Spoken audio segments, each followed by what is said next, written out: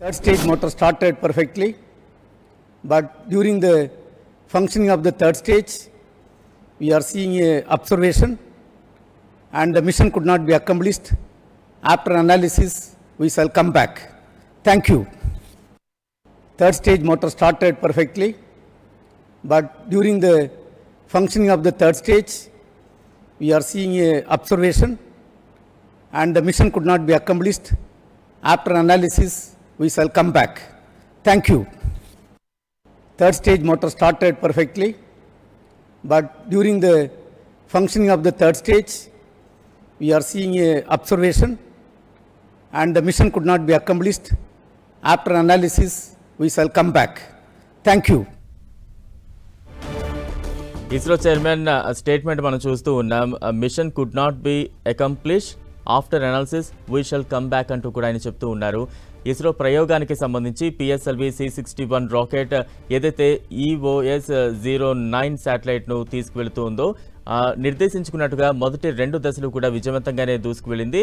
3వ దశలో కూడా మిషన్ పనిచేసింది. కాకపోతే కొన్ని సాంకేతిక సమస్యలు తలెత్తాయి. దానికి సంబంధించి కొంత అనాలిసిస్ తర్వాత పూర్తి వివరాలు మళ్ళీ తెలియజేస్తామంటూ కూడా ఆయన చెప్తున్న విజువల్స్ బయట మనం చూస్తూ ఉన్నాం. అయితే ఈరోజు తెల్లవారుజామున ఎంతో ప్రతిష్టాత్మకంగా పిఎస్ఎల్వి C61 ప్రయోగం మొదలైంది. నిర్దేశించిన కక్షలో దూసుకువెళుతూ ఉంది. మొదటి 2 దశలు కూడా విజయవంతంగా దూసుకువెళ్ళినప్పటికీ కూడా 3వ దశకు వచ్చినప్పటికీ కొంత సాంకేతిక సమస్య తలెత్తింది అంటూ కూడా ఆయన వివరించారు. దానికి సంబంధించి పూర్తి స్థాయిలో అనాలిసిస్ చేసిన తర్వాత మరోసారి పూర్తి వివరాలు వెల్లడిస్తామంటూ కూడా ఆయన చెప్పే ప్రయత్నం చేశారు. ఇక తాజా అప్డేట్స్ అందించేందుకు మా ప్రతినిధి దేవకుమార్ సిద్ధంగా ఉన్నారు. దేవకుమార్.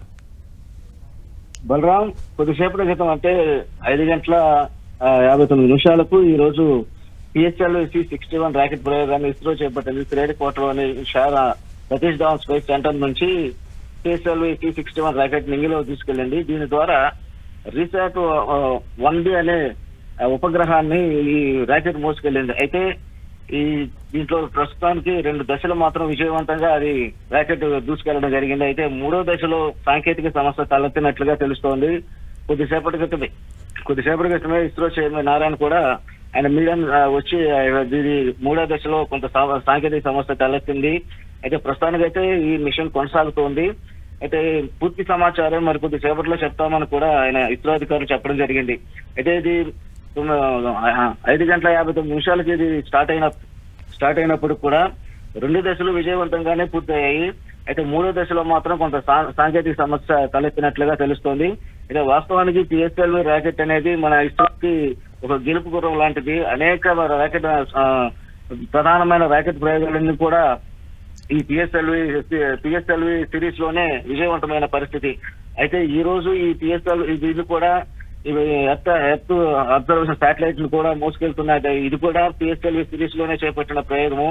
అయితే ఇది కూడా విజయవంతం అవుతుందని అనుకున్నారు. కాకపోతే ప్రస్తుతానికైతే ఇది ఒక క్లారిటీ మనకు రాలేదు. దీన్ని ఇంకా పూర్తిగా అనాలిసిస్ చేసిన తర్వాత ఇది ఏమవుతుంది అనేది ఇస్రో అధికారులు మరి కాసేపట్లో పూర్తి సమాచారం ఇచ్చే అవకాశం ఉంది. బలరాం, అంటే దేవకుమార్, మామూలుగా ఇస్రో చాలా విజయవంతమైన ప్రయోగాలే ప్రవేశపెడుతూ ఉంది. ఈ పిఎస్ఎల్వి C61 రాకెట్ ప్రయోగానికి సంబంధించి ఎటువంటి జాగ్రత్తలు తీసుకుంది, ప్రతి దశను ఎంత క్షుణ్ణంగా పరిశీలించింది.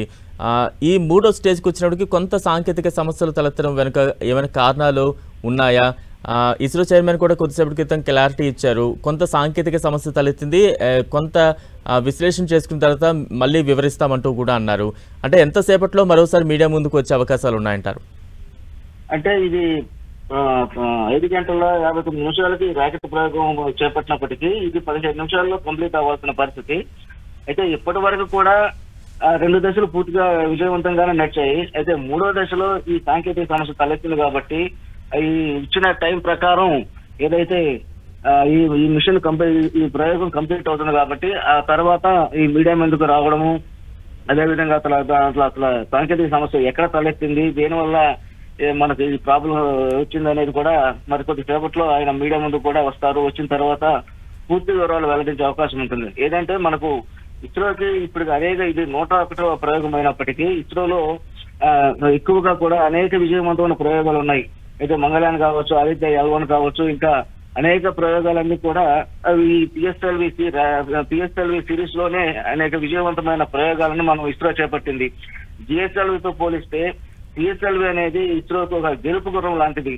అలాంటిది ఈ రోజు ఈ ప్రయోగాన్ని కూడా పిఎస్ఎల్వి సిరీస్ లోనే చేపట్టినప్పటికీ ఈ రోజు ఈ సమస్య తలెత్తడం అనేది కొంత బాధాకరమైన విషయమే. ఎందువల్లంటే ఇప్పటికే గెలుపు గుర్రం లాంటి అనేక నమ్మకంతో ఈ పిఎస్ఎల్వి ర్యాకెట్లను ఇస్రో శాస్త్రవేత్తలు ప్రయోగిస్తా ఉన్నారు. Balram. Right, thank you Devakumar.